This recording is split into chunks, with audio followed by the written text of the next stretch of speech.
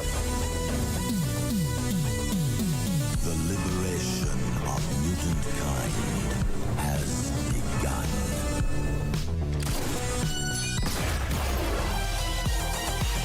Welcome to the future. Who's this clown? Not clown, Joker. Avengers! Assemble. Nobody tampers with the equipment except Tony Stark. Good idea. United, the Avengers are strong. Hawkeye, hands off. Fool! Have you forgotten my invincible magnetic power? Not this time, Magneto. My mutant brain senses danger. Something unseen is slowly spreading its poison, edging tempers. Think carefully before you do this. You filthy criminals.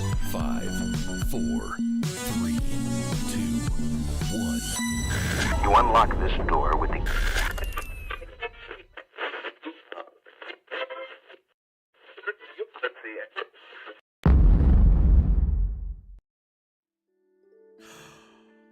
What up, Common Fam? Hi. It's Two Fat Guys Pull List, episode 202. How's everybody doing? John, what up? Patty, what up? You all doing well, hopefully. So, let's go ahead and talk about some comics about this week's pulls, which I was very excited about. What up, Rick? Hey. But before we do that, we got to talk about some business, right? We got to talk about the show's sponsor, which is Collected Comics and Games here in the DFW area. That's right. That is where me and Nate get our books. That's where we get all of our fun stuff, our trades, our back issues, our omnibus, our action figures, our models, our Warhammer 40K, our Pokemon cards, our trading cards, our D&D, all kinds of stuff. Incentive covers. Plushies, statues, all that fun stuff. So if you're in the DFW area, go check out Collected Comics and Games. It's really cool LCS. They've got 2 locations, one in Fort Worth and one in Hearst, and they're amazing places. Brent and Ron have done an amazing job of curating a really cool collection of stuff. So if you're ever in the area, check it out. But if you're not, they also have a website called staycollected.com. And all that stuff that I just talked about and more is on their website. So if you're not in the area and you feel like you want to support the comic book shop that me and Nate support, or you don't have one and you're looking for one, or maybe you don't have access to a comic book shop and you want comics shipped to you, go to staycollected.com and Ron and Brant will hook you up. Also talking about our sub goal giveaway. That's right, we're on the road to 1,250 subscribers, and when we hit that 1,250 subscriber mark, we're giving away this Uncanny X-Men #1 from 2019, 9.8 CGC grade, signed by Jim Chung, the cover artist. So we're giving this away when we hit 1,250 subscribers. We're also giving away some other slabs between this milestone and 2,000. But when we hit 2,000 subs, magic, we have Thor #1 Nick Klein sketch variant from the Donny Cates run, signed by the great Donny Cates, the one and only, 9.8 CGC grade. We're giving this away when we hit 2,000 subs. So please, if you're not already, hit that sub button, ring that bell, and give us a like. Also, one last piece of business that we decided to do today, because me and Nate have been so involved, so addicted, so enveloped in Marvel Rivals. We will be doing a live stream Marvel Rivals / Let's Play, where y'all can play with us stream if we hit 5 super chats during the live show tonight. So if we hit 5, we can get 5 super chats in the live. We will be doing a live stream of Marvel Rivals, and also having the ability to play with us. If you're already playing or you haven't set up an account, you can come play with us on the live stream. So if you want to do that, we got to hit that super chat. We are getting pretty good. Super chat goal of $5 super chats. So, all right, let's get on to the week. We are reviewing January 15th on the pool, and I'm just going to tell you now. Okay, tell us. This week is basically my pick of the week. So I just can't. I can't pick. Chips. Pick of the week. I just can't. This was a stellar week. There's good books this week. There were some really good books this week. I don't think I had one that I was like, that sucked. Like No, I genuinely had a very good time throughout the entirety of my week. So what up, Joe? Also, chat, just don't get annoyed with me every time I bring up the super chat goal. I gotta keep it fresh. So just be aware that I talk about it a couple times during the chat. But anyway, yeah, this entire week for me was just good. Like, I genuinely had a good time reading all my books.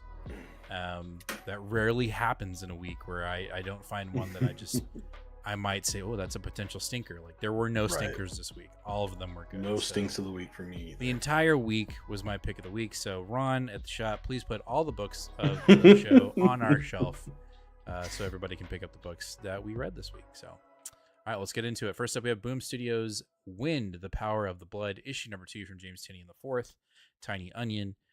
And this was great. I mean, we're building up this conflict between the vampires and the rest of the world with the fairies and humans, and I liked that this issue was mostly the build-up with the side characters, rather than with Wind. Like, we know where Wind is at, right? Wind is being drained.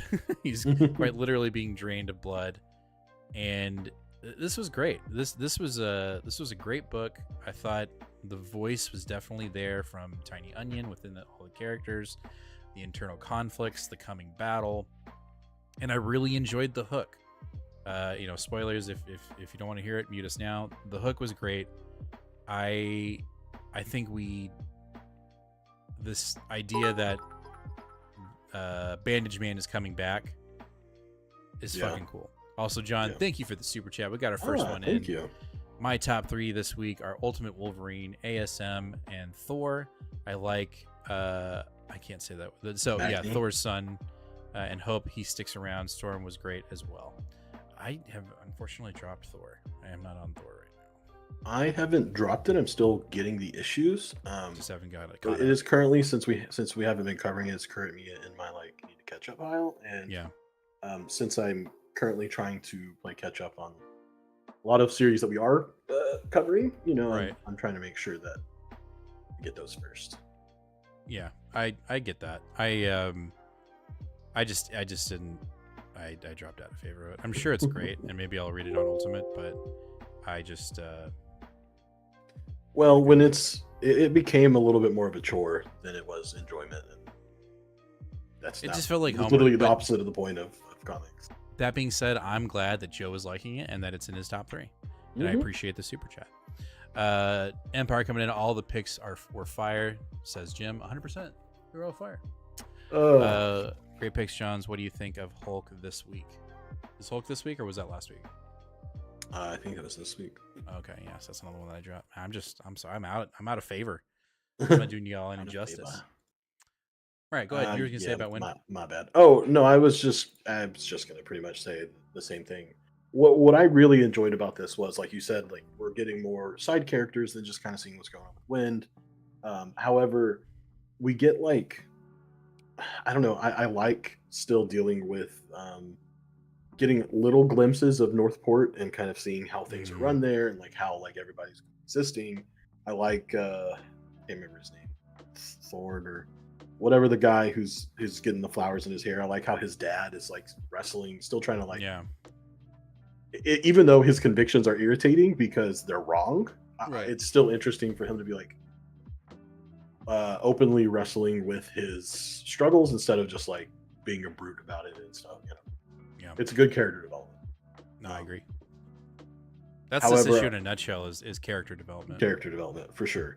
But we also do get a really good cliffhanger of, we've got Wind trapped and the soon-to-be king Prince is trapped in there trying to get him out, and then we've got the 3 friends trying to figure out how they're going to get in there and help. And that all kind of culminates with the Prince releasing Wind, only to be completely surrounded the moment he gets free. Yeah. And as the 3 friends drop into the sewers to go find him. Yep. It was a good issue for sure. For sure. Joe coming in. Thor is a book I read by itself maybe twice. Love it. It's probably the most challenging comic I'm reading, but it's worth it because Ewing pays it off. Yeah, for sure. All right, let's keep moving on. Next up, we have The Moon is Following Us, issue number 5, and our suspicions are true. We lose a dear character, and the I was about to say it in Australian. The nightmares are real. This was fantastic. This was all speed action with a little bit of development within the plot, but it was mainly just speed and action. Maybe too much though. Maybe too much. Maybe, but after the last issue, where it was like you could feel the action coming. I think if you read it in succession from 4 to 5, I think it would have felt completely fluid. Yeah. I liked it, and I loved the hook at the end. Right, our Toad character, who makes sure that everybody knows he's not a frog, that he's a toad. It's a toad. Gets killed, and that fucking sucks. We get the betrayal of this like old dude who was helping them, try to get their daughter, when in reality he has also lost a loved one, and he's basically sucking the life force out of them to keep his loved one alive. So how many times has he done that? So he's kind of the villain. But I loved the hook at the end. They're in this bad situation. They're getting cornered by the villains of the comic. I don't know if they're more nightmares. I don't think they're nightmares. There's something else that's possessing their daughter. But when all hope is lost and it looks like they're gonna die, who shows up? But what's the name of the girl? I want to say it's Penny. I don't think it's Penny though. Penny, yeah. Okay. It's Penny. Penny's nightmares show up and say they're saving the day. They're coming to save the mom and dad. And I was like, that's fucking cool and terrifying at the same time, because they're gonna be badass, but they're scary as fuck. Like there's a cover B, I think, for next week's issue, and it's like a spider coming out of a hand. It looks fucking gross. By the way, those like monsters, like with the nose, like they have the eyes on their chest and the nose, but the mouth is on top. Those to me look like they are directly inspired by Ultra Mega and like James Herron's style. Yeah, I could see that of character. Like I was looking at those and I was like, wait a minute, those look. I mean, to me, they look really similar to some of those blob creatures that we get in Ultra Mega. I thought it was really cool. Again, I think the fluidity between Daniel Warren Johnson and Riley Rossmo is just, it's unparalleled. I mean, Daniel, I think, is doing a really fantastic job, and I think I said this on New Comic Book Day, of collaborating and collecting a group of artists that all have the same radical, I don't want to say messy, but just very big styles, very ambitious styles. Yep. And I love it. I absolutely love it. So he's killing it. I was watching one of his live streams last week where he was doing a samurai version of Wolverine, and I think he's actually writing a comic about it with him, like in like feudal Japan. And I was watching him do like sketch, like he was live sketching. And it was so fascinating to see like him take a sketch and then start to ink it. And like, I mean, you have to be so bold and so confident in your skills to do like his, like, I'd be so hesitant to like ink over my sketch. You know what I mean? And he's just like, wow. Like he's just doing, like, he don't fucking care. I mean, but then again, like he's an artist. Like that's his main jam. So like, obviously he's figured that shit out. So, but yeah, I think Daniel Warren Johnson's doing a fantastic job. This was my second read, and it was my pick of the week until like all of the rest of the books came in this week.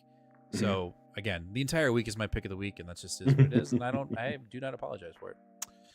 I don't think you should. Joe, I'm behind on this, but excited to catch up. Nate, I know you're a fan of Jeff Lemire, independent books, so hopefully you'll read Minor Arcana. It's really good. Yeah, so I thought it was in my pool. It wasn't there. Didn't have a copy, so I'm going to have to find a copy. But yes, I am reading it, and I am caught up. I just need to read. Yeah. Somebody else said something about Joe also said, talking about Marvel Rivals. Finally started playing it, and I suck, but I'm having fun. Moon Knight and Punisher are my best at. Yeah. Joe, if we hit this, we'll have a live stream and you can come play with us, and we'll get you there. Because I was absolutely horrid, and then Nate was like, "You gotta play." And now I'm like playing every night. So we're there. And also, I think we're thinking about. I think when we set up our Discord, which I will try to do this week, for our members, everyone who's a member, we'll give you access. We've set up a Marvel Rivals clan, I think, or Nate has. Yep. And so, what is the faction? Sorry, not clan. Faction. We've set up a Marvel Rivals faction, so Marvel members will be able to have access to that, or Two Fat Guys Poolist members will be able to have access to that. So then you can come play with us no matter what, even if we don't have the stream. You'll be able to play with us on whenever you want. So, all right, let's keep on going. Oh, Joe says, "Me too. No way I ever drop Hulk." Talking about the book. Right on. All right, next up we have Space Ghost issue number 9. I'll be quick on this one. It was awesome. It was the payoff, much like a lot of these books, and it almost looked like Metallo was going to get away with it, with just ransacking the universe. And Space Ghost had other ideas, and he quite literally smashed the shit out of Metallo in this book. I will say the book felt kind of thin. Like, I don't think it wasn't a full 32 pages, or it just didn't feel like it. But that being said, it was a fantastic book. I think the payoff of Ghost, like, really getting his revenge on Metallo for taking his family, was really kick-ass. And I think this is probably the strongest. I think these last 2 issues have been the strongest of the entire series. Even though when Moltar showed up, I really fucking loved that arc. Those 2 issues were really fun. But yeah, Metallo, I knew nothing about Metallo, and I absolutely adored this arc. It was so good. Highly recommend Space Ghost. If you're not reading it and you're waiting for the trade, do it, because I think it's well worth your time. David Pepos is doing a great job. I mean, this and Cable Love and Chrome, like, just killing it. So really liked it. So, I need to catch up on this. Yeah, gotta get that ketchup out, put them on your fries. All right, before we jump over to DC, I got to remind everyone again in the chat, we are in the middle of a live chat or super chat goal of $5 super chats. If we hit that goal of 5, we will be playing, or we will stream Marvel Rivals live here on the YouTube channel, and we'll also have the opportunity for y'all to jump in and play with us. So if you haven't already, if you're thinking about it, super chat. If you get it into 5, we will get that going, and if we hit that goal, we will set up that live stream for probably next week. I don't know when. We'll figure that thing out. I know I do have an interview set up for Friday with Catherine Blair of TVA. So that's gonna be fun. But we'll sneak in Rivals live if we hit our goal. So just heads up. All right, Joe with the halftime question. Diamond is filing for bankruptcy. How will this affect comics going forward? I should hopefully have not a lot. Yeah, I asked Mike at the shop. I should have asked Ron, because Ron told me about it before it like really broke. And Mike seems to think that it's really not going to get too crazy, especially with most indies being either with Penguin or Lunar, and DC obviously being with Lunar and Marvel being with Penguin. But it will affect, like, Dynamite, for instance. Like, they're with Diamond. Obviously when you file for bankruptcy, the I'd say 85 to 90% of the reason why you do so is to get out of it, to restructure and continue to be a company. Right. I don't know if that's going to happen with Diamond or not. I think Diamond's in a really bad hole right now, and they had what's the word? They had guarantees, and those guarantees are now gone. And so, where they were warehousing and all those things are being taken out from under them. So I don't know. Like, I just don't know. I think outside of reading like really small publishers, I think we'll be okay. But I mean, who knows? I mean, I don't know. Like, we don't even know. Tomorrow, everything changes. And if you know what I'm talking about, you know what I'm talking about. I mean, we could see comic book prices go from $3.99 to $5.99 or $6.99 because of tariffs. So, like, the bankruptcy, everything is just all out of whack. and everything that's about to happen. So really, we're kind of in this moment of like wait and see, and we'll just see what happens to our industry, see what happens to our craft. I didn't realize Distillery had an exclusive with Diamond. That definitely is going to suck for them. Yeah, they're going to have to jump somewhere else.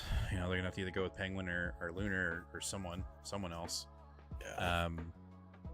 I'm sure they'll figure that shit out. Like I'm sure people have been on the phone, but just is what it is.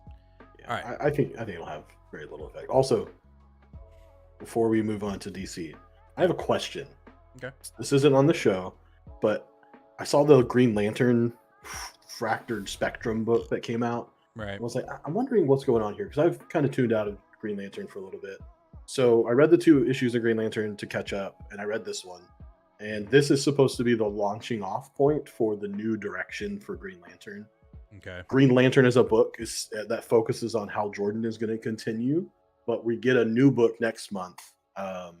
That's the Green Lantern Corps. Like we've got a Green Lantern Corps book again. This is not Absolute Universe. This is still regular universe, but it's going to be a book that's carried by John and Joe and Guy. And so I'm kind of pumped for that. So I read this book and I see the direction that they're going, and it's going to be this like the dude that was the Sorrow Lantern or whatever. Huh?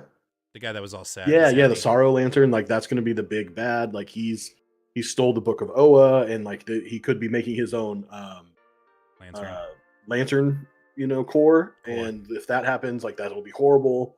And I kind of like the direction Green Lantern is going, but I want to know if anyone else on the show is reading it, because if you are, I will continue to read it, and I want to put it on the show for you guys. But if like everyone's like, nah, I'm not reading Green Lantern. Yeah, we'll have to wait and see. John comes in here really quick, and I just want to answer this because I'm so stoked for it. I wonder what everyone's thought is on the new Marvel Legends line. Rom, Adam Warlock, Draken, and then the Maximum Spider-Man. It's going to be an expensive 2025. 100%. I saw the Rom action figure, and then I saw the other line coming in the mini comics line. Yeah, I don't know how I'm going to do it, but because right now you can't see it, but if you look way up here, I have the Secret Wars line, and I only have 3 out of the 6 right now. I have Iron Man, Titania, and Wolverine. I got to get my hands on Symbiote Spider-Man, Captain America, and Beyonder from the Secret line, and that's going to be incredibly hard because Symbiote Spider-Man or Spider-Man is sold out everywhere, and I think the cheapest I found him on eBay was like $38. So I'm gonna have to do some hunting for that. It's incredibly hard to and I'm sure John, finding Legends figures, unless you're already on Hasbro Plus, which I'm assuming you have, like that what's it called, subscription, then I guess you get access to that. Maybe I should sign up for it. I don't know. But I'm trying to get those last 3 to finish the Secret Wars line. But I saw that line, the mini comics line, and I want all of them. I want all of them. And then the Maxim or whatever it is, Spider-Man, that thing looks sick as fuck. Like, my wife's gonna kill me because if I get that mini comics line, I am putting it right here. I'm gonna put it right here. And then there's another Spider-Man line where Spider-Boy's in it, and like a bunch of other characters. Dude, I can't get into action. I am getting into action figures, but like my Wolverine just came in today from Secret Wars. But I need those other 3. Yeah, can't get into another collecting thing. Nope. Calvin and Empire both said something about Kyle Rayner in that book, and I'm going to go ahead and say that while I would love for Kyle to be more involved, you guys know the answer to that. It's probably not, right? So on the first issue of the Green Lantern Corps that comes out next month, he is in the center.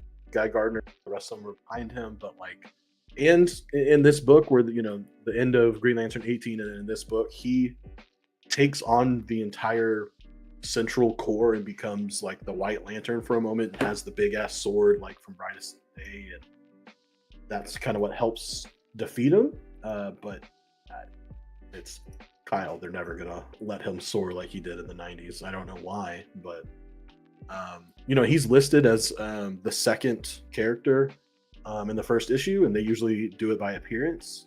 So maybe he'll be involved, but even by issue 2, he's already not on the cover and not listed as the characters and stuff like that. So for some reason, it feels like this is going to be a guy-centered book. I say for some reason. Obviously, they're tying that into Superman. Guy's going to be seems to be a pretty prominent character in the new Superman movie. But anyway, that's all my Green Lantern talk. Sorry, now I'm looking into Hasbro Premium Plus. Oh God, don't chat. It pays to be premium. Here are some of the perks you will enjoy as a Hasbro Plus Premium member. So the Nice House on the Sea. Hold on. Issue 5. Early access to select product drops and back in stocks. Member-only savings, seasonal promotions, and discounts. Free standard shipping to US and Canada. Exclusive Hasbro content and events. So it's $50 for a year, or is it $50 for a month? If it's $50 for a year, then I'm fucking doing it. Because if I can look, man, I'm pissed. John, answer me. So, are you telling me if I pay $50 a month, or is it a month or a year? First, you know that. And if it's from a year, essentially I get for a year. Okay, thank you, John. So if you pay that, do you get access to pre-orders before anybody else? I'm guessing yes. Here we go. Hulk would be dope as well. Also, before we get into Nice House. Chat, I'm just going to go ahead and warn you. Anyone that gives him the information he needs that makes him buy this, his wife will find you. Don't do that. They take that risk, okay? They take that risk, and they're okay with it. Don't tell them that. Don't get them in trouble. She's a kindness killer too. Just they'll hear it knocking. Free shipping pays for itself, and yes, to access to pre-orders. God damn it, John. And saving up $50 because and buying. Because I'm pissed that I can't find Symbiote Spider-Man or Captain America. I'm sure I can find Beyonder pretty easy, and I'm sure nobody's gonna pick that figure up. But like the Wolverine I got, it's fucking the plastic is damaged. It's pissing me. It's not that bad, but it's just like the perfectionist in me I hate it. Rumor is the divorce papers are in there. No. Okay, before we talk about the Nice House by the Sea, I also had this thought for Marvel Rivals. Do you think they'll do a She-Hulk?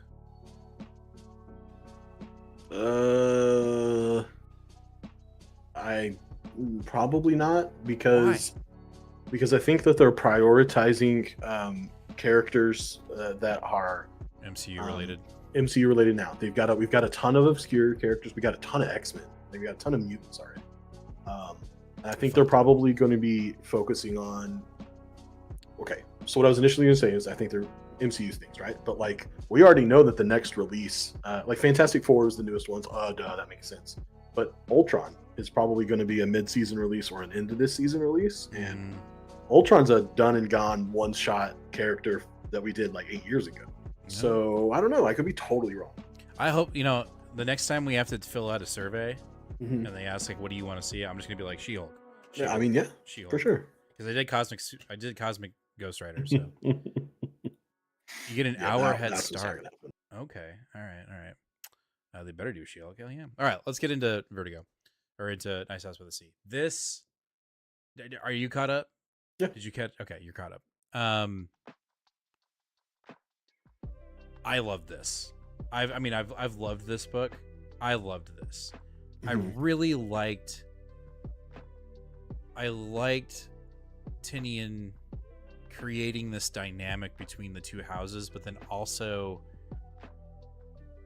giving this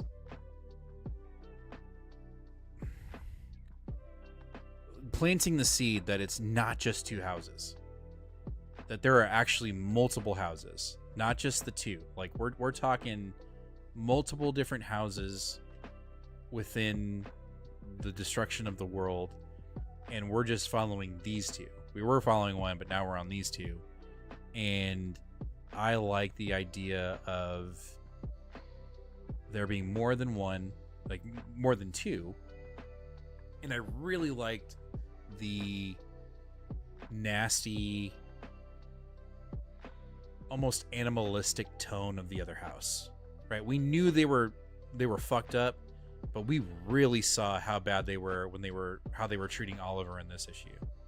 Like, I mean, they had him strung up, his limbs were dissolved into tendons, stuck to walls, and he was upside down, and they were trying to get information out of him about the second house.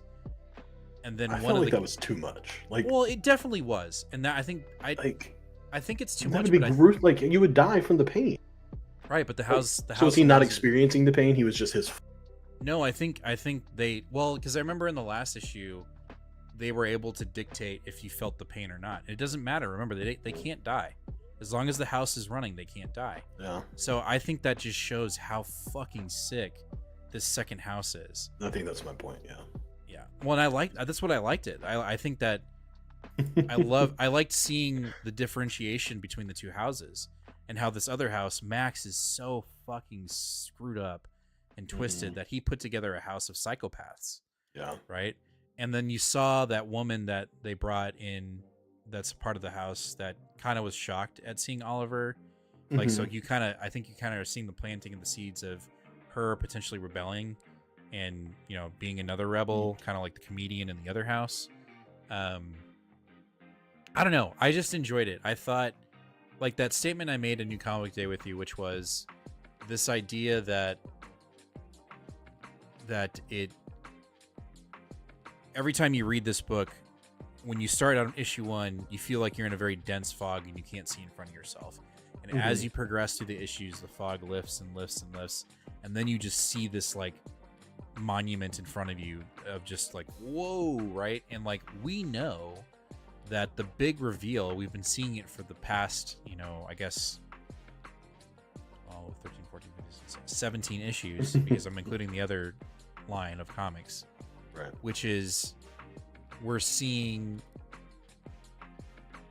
we're moving towards the revelation of how and why the houses are destroyed and why everyone's sitting in fire.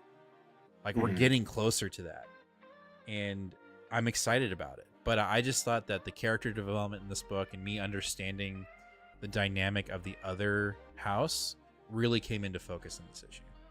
Yeah, it definitely does. I did like this issue. It felt at some points like very like behind the scenes, like seeing how it's made sort of a thing, and I liked that. But like as a plot, we didn't progress at all. Like nothing. We haven't moved towards the end of our story here. Like we just got like filler. It was good. I liked it. It was good. I was just saying it could have been improved by a little bit more plot progression. Yeah, I mean, I liked seeing the behind the scenes with Max and Walter and I forget the name of the character, the one that's been brain wiped so many times. I liked that. Norm? Maybe it was Norm or something. I can't remember. I really enjoyed that. I thought that was really cool. And then seeing them have that internal or external dialogue trying to get Walter to show up. What I find interesting, I was talking to my dad about it because I got him on this book and now he's like obsessed with it. Is what is Walter waiting for? Right? It's like, it's very clear that Max is willing to break the rules or bend them at least. And Walter's like, I have to let them find out on their own. I have to let them like, so like, is it because if he doesn't interfere, his house wins? And he knows that because Max is breaking so many rules and they clearly don't care, that his house is going to ultimately lose. Like, that's what I'm trying to figure out. I'm sure that's probably what it is, but it's very frustrating to see Walter pretend to be the dog and then go into the control room and start crying. It's like, hey man, Max is about to break down the door. Like, you need to get your shit together. Yeah. I don't know. I liked it. I thought it was really fun. I'm totally digging it. It's yeah. What are your both of your favorite characters from Nice House by the Sea? I'm kind of really digging, I guess, Norm. Is it Norm? Because I could be wrong. I don't remember their name. Nora? I Nora. Maybe they were Nora and now they're Norm. Because the other way around. Is it the other way around? Yeah. I don't remember. I like them because they have all the cards. They hold all the cards, and in this issue, they're basically saying like, I'm willing to break. I'm willing to blow the house of cards down right now if you don't fucking figure this shit out, right? Mhm. So to me right now, I think that's my favorite. If the other side of the house, the other house that's more sadistic, the one that I like surprisingly is the big buff guy with the glasses, who's like basically saying like we have to kill them first before they come kill us, and like he's like his mind is already set that they're planning to kill us, which that could be anything further from the truth. But because they're so animalistic and sadistic that that's just where his mind goes. I'm like, oh shit, like that's the tank, that's the brute. But he's like smart too, so it's like it's scary. Like it's a very scary dynamic in this book. I actually will take the opportunity, the opportunity to point out that I actually think this is a part that the book struggles. Like one of this book's biggest struggles is giving you a pile of characters, and barely giving any of them any sort of long-term time, and you just be like, hey, figure out who the cast is of these 26 people I told you about. Figure it out. Remember all of them. Remember the unique things about them. Like, we get a lot of info. There's a lot of like data page stuff that we get, especially when each of these groups of characters are introduced. And we've got the character list in the back that tells us they're assigned, titles, but like it's kind of hard for me to keep up with who's who. I have to literally refer to the character list in the back just to kind of make sure I stay on top of it. I kind of look at it like the introduction of these characters in this little arc here. I look at it as like you start a season 2 of a show, and you may not agree. Like this may happen in your show, and you may not agree. You may hate this, but it reminds me of like starting a season 2 of a show, and there's just a bunch of new characters, and it's like a mid-season drop at the beginning of the season. And then you like, I know that can be a frustrating mechanic, and I would agree that most of the times I don't like it, but for some reason it's working for me here. I will say, issue 1 of Nice House by the Sea, I was frustrated. I was like, wait, what are we doing here? And then like at the end of it, it was like, oh, okay, I think there's another house, because then we saw that the other house was like literally across wherever, the plane of existence or whatever you want to call it. But I don't know. I think I'm being apologetic because the story just has me so encapsulated. Whereas, like, I know when you were in World Tree, like, it started getting really messy really fast. So, that's I still haven't picked that one back up. That one was wild. I remember you talking about it and be like, what the fuck? Oh, that's literally what John said. World Tree has the same character. All right, let's keep moving. So we're gonna jump over to Marvel. Before we hit Marvel again, just reminding everybody, we do have a a super chat goal of $5. If we get 5 before the end of the show, me and Nate will be doing a Marvel Rivals live stream / play with us. So if we do hit that goal tonight, we will set that stream up for next week. Next up, we have Exceptional X-Men issue number 5. I know a lot of y'all have dreamt off this book, and I don't blame you whatsoever. I'm still on it because I'm liking the path that Kitty Pryde is going on right now, which is like I think she's already accepted what she's done in the Krakoan era, specifically at the end, and now it's getting these mutants, this younger team, to kind of grow up fast and come to terms with that idea, and they kind of do that here. It's fast paced. It's the pacing isn't as well balanced as some of the other X-Men books, so I'll give a demotion to that. But I'm enjoying the characters. I'm liking where they're going, and it's obviously individualistic. And I that cover's funny because I said I quit after I read this issue. Right. We're focusing on the individual teams or members on the team. Again, I'm just enjoying. I'm more for it with the Emma Frost and Kitty Pryde rather than the New Mutants. I don't, they're going to be involved with X-Men comics somewhere else outside of this comic once it ends. Yeah. So I'm happy to have that knowledge of them. It's not by far the strongest X book in the line. It's probably down on the lower third. but it is what it is. And I'm just saying, I'm just enjoying it. I liked it, and you know, we'll see where it goes. You're gonna know whenever all the stuff that's happening in this book comes into. You're gonna be fully in, so you'll know. Exactly. I'll know. You'll be able I to appreciate tell that, us. John. I appreciate that. All right. Ooh. Ooh. Okay. All right. I'm glad. That's This is my favorite Dates. week. Pick of the week. Shit's going down, dude. Yeah. Moayo Adale is fucking cooking right now, guys. He is killing it. I'm so glad I had him on Secret Origin and we were able to talk about it because he kind of gave me some like little, you know, sneak peeks here and there. He was telling me about some stuff. But god damn, this was awesome. I mean, Doom was Doom in this book. He wasn't, you know, in Avengers he was fine, but man, he just felt like Doom in this book. Like he just, I am Doom, you know? Like I was fuck yeah, man. But again, Ayodele is doing something amazing here, which is he's integrating Nigerian and African culture into this book. We have African deities and gods showing up in this book, either being good or bad. And it happens here. And we are getting cosmic, yo. We are finally getting our Eternal Storm. And I cannot wait. If they make a Marvel Legends action figure of Storm anytime soon, it needs to be Eternal Storm. Like, yeah. Fuck yeah, dude. That would be cool. You know, so it's very obvious that Doom brought Storm out, one, to test this little theory that he had, but also to really see if she still had her powers.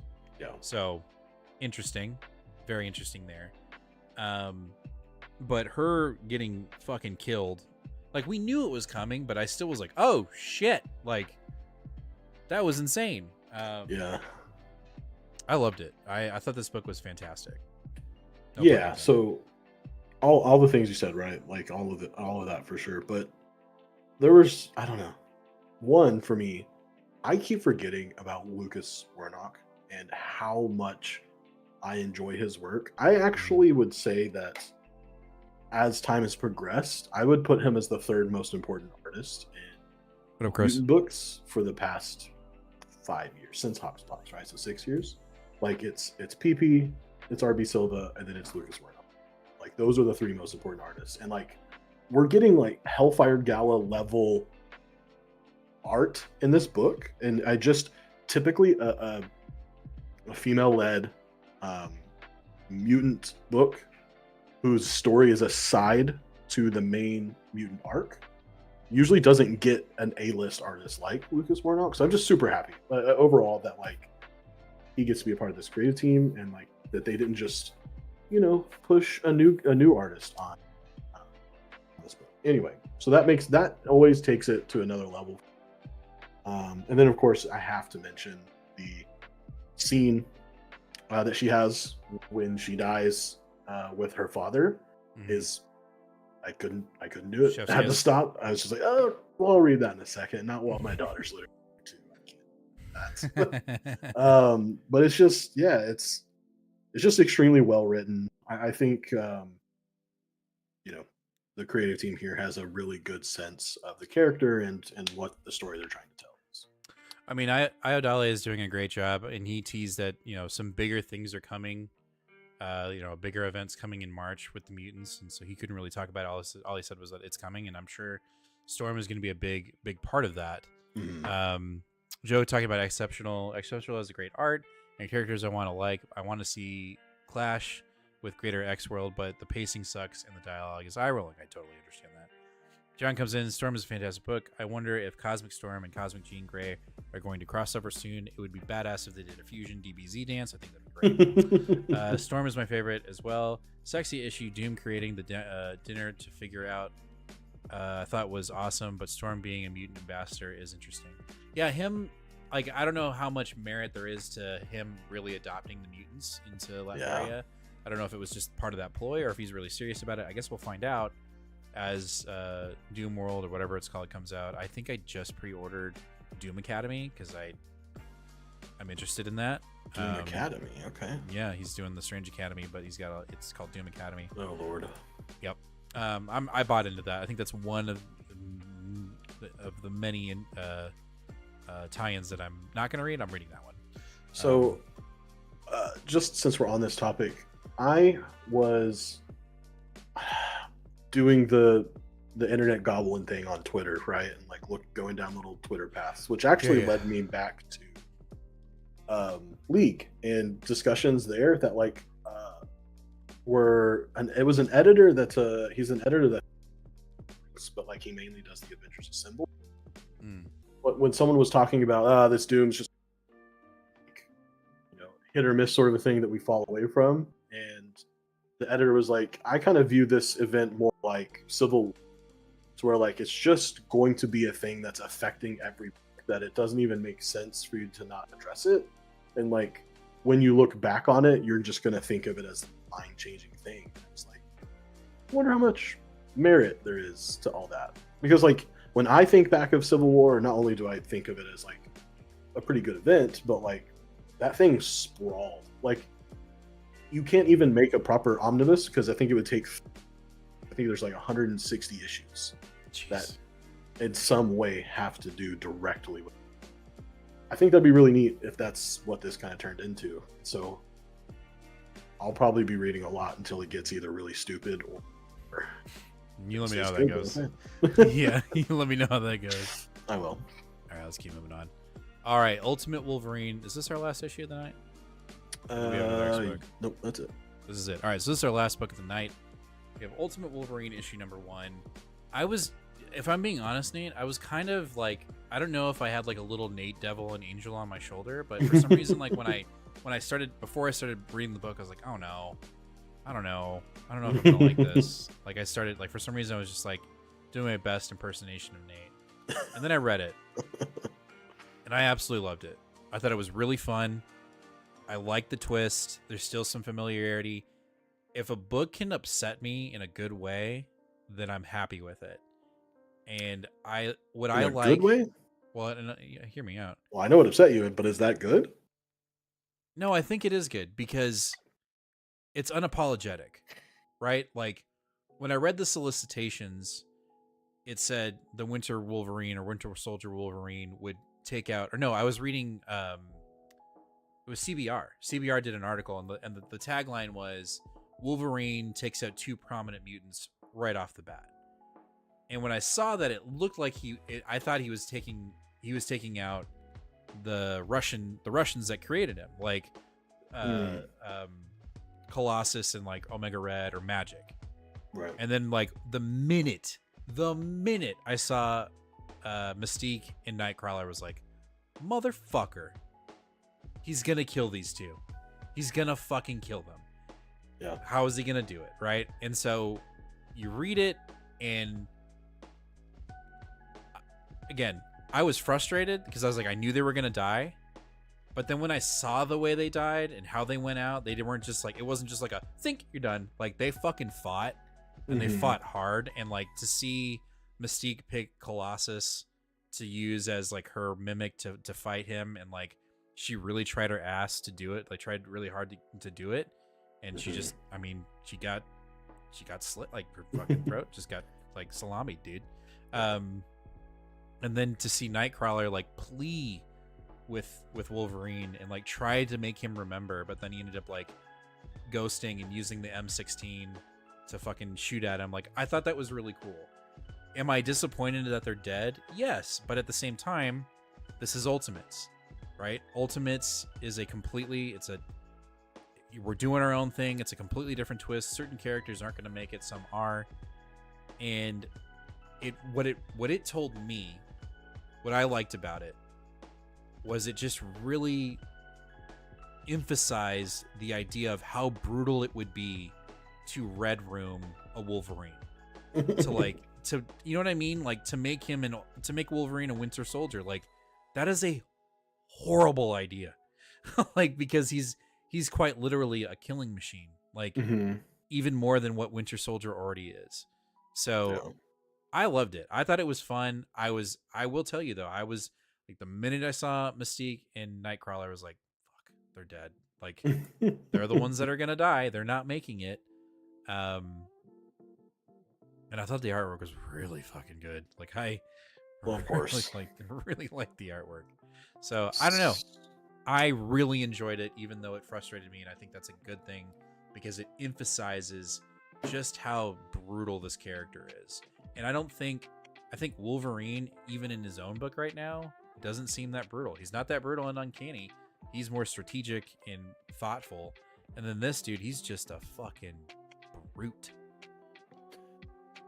I am not okay with so I'm it was funny because I have like half of the opposite reaction when Mystique finally got it. It was like, whoa! I was like, hell yeah! I don't want to have to see her in Ultimate line ever again. I'm not a Mystique fan in the slightest bit. So she's off the board. Yes, never once occurred to me. I didn't read the CBR. Never once occurred. To me that. And then when he killed Kurt, I was like, oh, I'm actually like super upset because like this is stupid. This is a very good character that we can do other things with. I even remember I was like, man, finally, like they're gonna I think they're gonna really lean into Nightcrawler priest mode. Like, let's do it. Yeah. And so I'm frustrated. And I think who said it? Tyree said, like, for us long-term fans, you know, seeing Nightcrawler off in the first issue, that wasn't necessary. I don't think. I agree. I don't think it was necessary, but I think it was effective. Like, I think it's effective enough. Like, it's pissing people off, but I think it also it really emphasizes, like, this guy's not, like, you know, if Cyclops shows up, he dead. And you'll be happy about that. Like, you'd be happy about that. And, like, I think anyone that comes across him, I think even Jean, if Jean shows up, well, I guess it wouldn't, well, I don't know. They tease that there's some kind of history, right? Because of Kurt. So there has to be some history with the other X-Men. So I don't know. Like, I think there's a lot to play here, and I don't know if any of the X-Men are going to survive. Like, I mean, it'll be interesting to see who taps him out. Would it be Jean? It probably would be, right? Like, it kind of just makes sense. It makes sense. But we'll see. I don't know. Who knows? And like the rest of the, I really enjoyed. Like, overall, put that aside. Like, I think, whoa, yet again, here we go, another Ultimate book that just was fire right off the beginning. There's a lot of intricacies of what could be. Chat's talking a lot about, like, oh, he's a clone, he's not straight up the same. I wonder if he, Bucky didn't exist and maybe he was Captain America's sidekick in this, universe. Like, I love that. These are all the things. 360. I agree with you. Like, even though I'm upset about it, I agree with you. Like, this is the Ultimate Universe. Like, this is it. It needs to be different. But I guess I'm in the middle because I see where Nate's coming from too, and how it can feel unnecessary. Because I was frustrated. Like, the minute he died, I was like, damn it, dude. Like, Kurt's cool. But I agree with that sentiment, that statement. Like, yeah, like, this is the Ultimate Universe. We're going to try to do some different things. There will be some familiarity, but not everybody's going to survive. I mean, we kind of got that a little bit in the Ultimates book. But now, Iron Lad's being rebuilt, but how bad? If Cyclops is 13-year-old girl, then Jean might be an old man. I don't know. I liked it. Are you staying on? Oh, for sure. Yeah. Capuccio art. It could be a stupid story. I'm just gonna look at his art then. It's totally fine. All right, dude. That's good. I'm happy. I'm happy about that. Oh, also, Empire said really into Chris Condon these. Asked if I had never read that Texas book. I haven't. You have started it. I read the Enfield Gang Massacre Exposure, and I like where he's going with Green Arrow as well. So, yeah, seems like he's kind of putting himself on the map with these books. Yo, Holden, what up, bro? Long time no see. I'm glad to see you here. I know it's still about a month away, but I'm looking forward to the One World Under Doom series. Yeah. It's most excited I've been for Marvel event in a while, hoping it won't be a big letdown because my hopes are high. It's probably a 50-50 split there, bro. I don't really know. I'm in a camp of, like, not really knowing much, and I'm kind of doing that deliberately and just seeing what comes out and what interests me. Like I told Nate, like, I'm picking up the Doom Academy book because that interests me. I'm going to do the main book and then whatever books are kind of tied in. And then if I feel, go to the shop and if I feel so inclined or moved to pick up one, then I will. But but that's just me. That's just me personally. I think I'm still kind of, not that Bloodhood was bad. I thought Bloodhood was great, and I stuck to my morals and didn't read any tie-in issues except for maybe a Doctor Strange issue right at the beginning. But I still feel, even though it's been a while, I still feel kind of scorned after like Empire and Heroes Reborn. Even though Empire was good, like there were so many miscues and books that got canceled for no fucking reason that I'm very hesitant to like really get involved and just wrapped up into an event. And maybe that'll change. Maybe this will change it, or maybe when we get some of our more X-Men things. But I'm glad that you're doing it, and you're gonna have to keep us updated on that, so you can let us know, hey, you're really missing out on X, or no, we need to figure that out, because right now we're being a little cautious. A little cautious. This tippy toe. I am excited for it though. Storm's issue really got me excited. Like that's got me really engaged. So. All right, guys, we got a minute 15 until we got our we close our sub or our super chat goal, $5 super chats. So we'll chat a little bit while that clock winds down. But be prepared for another New Comic Book Day video dropping this Wednesday. It's a little bit lighter of a pull, we'll say that. And I don't even remember. I think I looked at it earlier. It's a light week. I think there are a couple books that I'm definitely looking forward to. Well, there's Wonder Woman. Yeah. I mean, yeah. It's a lighter week, but yeah, like Spider-Man. Come on. And we got the TVA too. Can't wait for that. Yeah. The TVA I'm gonna leave to you, but yeah, no, it's gonna be good. You know what? Honestly, I say this, and we say this a lot in like what we're reading this week videos, whatever we call them. I don't know. I just sit here and talk. But New Comic Book Day. New Comic Book Day videos. Thank you. I need to know more.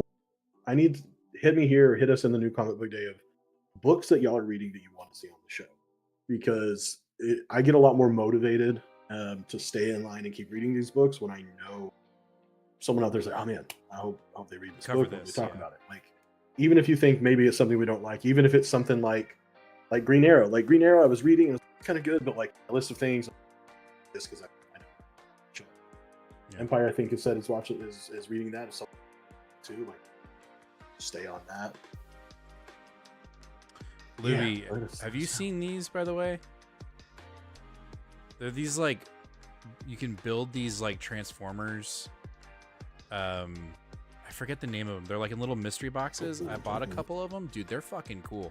Super posable. I forget the name of this one. Slug. But then I got Starscream. Oh, and he comes with with the gun version of Megatron. These things are sick, dude. They're so cool. Blocky, yeah, dude. I can't find I think it's Wave 4 that has Shockwave on it. Want that so bad because Ultra Magnus is in that one, and I want that one so bad. Okay. I have a full case that I haven't even opened yet. Dude, do a live opening on I need Wave 4. Joe says G.I. Joe all new Venom and Thor. Okay. Let me see. G.I. Joe, I'll jump on G.I. Joe. All new Venom. That's the new, yeah. Like there's a brand new Venom coming out, or yeah, it's already been out. New Venom. It's already out. We don't know who the new Venom is. Oh really? Yeah, dude. I don't see it. Yeah. Like it hasn't come out yet. Is that what you're saying? No, I think it just came out. Ewing's writing it. Ewing's writing it. Tell me, Joe. What am I missing here? We'll start putting Thor back on the show for sure. I'm picking it up, so there's no reason not to. Okay. You do that. I'll let you do that. Okay. And G.I. Joe. Yeah, you're saying it's great. I'll read some. Yeah, second issue came out January 8th. All what new is Venom. What is the title? It's really called All-New Venom. Okay.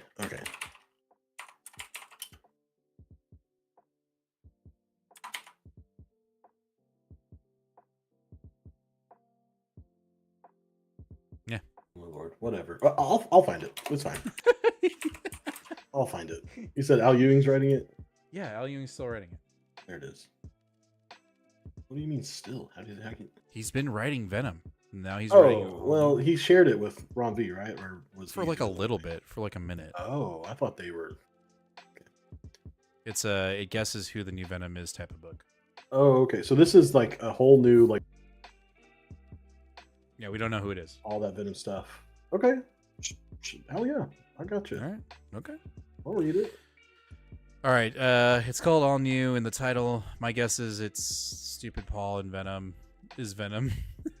I'm sure. Hope I'm wrong. Is that the guy that was with Penny or with MJ in that alternate universe? Oh no, that's not the alternate universe. That was the universe. That was. Well, they were like stuck in somewhere. Well, they were stuck for a while, but I just meant like they were together. Whatever. I'll read it. Al Ewing. Okay. All right. Okay, but tell me how lost I'm going to be if I haven't added Venom book Donny Cates got off. I don't know. I wasn't asking you. Oh, I'm sorry. Shit. I was sure. All right, we can get out of here. But yeah, if you have any, I got so G.I. Joe, Venom, and Bring Back Thor. That's what I've got on the list right now. Okay, so you you get got any Thor. more, or you think of it later, put it on the new comic book day video. Yeah. All right, sounds good. All right, guys. Well, if Paul's Venom, then I hope he gets killed. Then Peter and MJ can be together again. Yes, that's what we all want. All right, guys. Well, that's going to do it for this live episode of Two Fat Guys Pull Us. We'll catch you guys in another fresh new comic book day video on Tuesday, 4:30 p.m. Central Standard Time. There will be a new comic book day short that will come out on YouTube and TikTok because it's back, and Instagram. Never left. It never went anywhere. We didn't do one last week just because I was kind of tired and I didn't want to do one. So there will be one this coming week. You know what? In the new comic book day video, suggest what clip I should put in the new comic book day short, because I'm always putting in like anime clips or funny movies, like funny lines for movies that I find just hilarious. Let me know in that. That's another way you can comment. But we'll catch you guys then, and then we'll catch you guys live this coming Sunday for another live Two Fat Guys Pull Us video. As always, comic fam, be kind to one another and read more comics. We'll catch you guys later. Bye. Oh, Joe, it's funny you said that because I was saying right before the show that I would be up to date for. You cut out. You were saying what? I was saying Joe said to read Fantastic Four, and I said that's what we were talking about. The show started, and I want to catch up on it, but I have to read like 20-something issues. Yeah, you got a marathon of reading to do. We'll see.